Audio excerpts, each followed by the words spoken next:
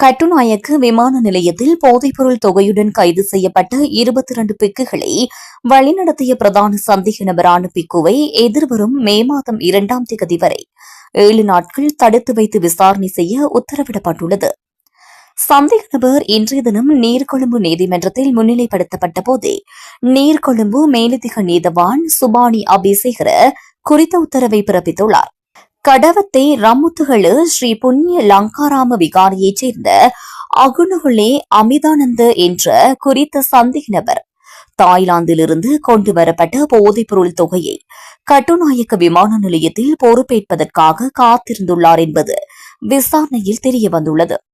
போதைப்பொருளுடன் 22 பிக்குகளும் கட்டுநாயக்க விமான நிலையத்தில் வைத்து கைது செய்யப்பட்டதை தொடர்ந்து அங்கிருந்து தப்பிச் சென்று இந்த பிரதான சந்தேக நபர் மிரிஸ்வதி பகுதியில் ஒளிந்திருந்துள்ளார்.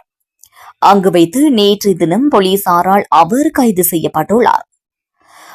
அமிதானந்த் என்ற குறித்த பிக்குவின் மருத்துவ அறிக்கையின்படி அவர் கைது செய்யப்படும் வேளையில் போதைப்பொருள் உட்கொண்டிருந்தமையும் உறுதி செய்யப்பட்டுள்ளது.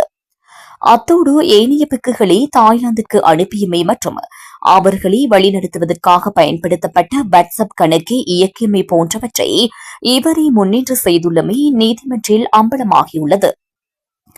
சுமார் 112 கிலோகிராம் எடையுள்ள குஷ் மற்றும் ஹாஷ் வகை போதைப் பொருட்களை மிகவும் சூட்சமமான முறையில் பயணப்பொதிகளில் மறைத்து வைத்து இவர்கள் நாட்டுக்கு கொண்டு வந்துள்ளனர்.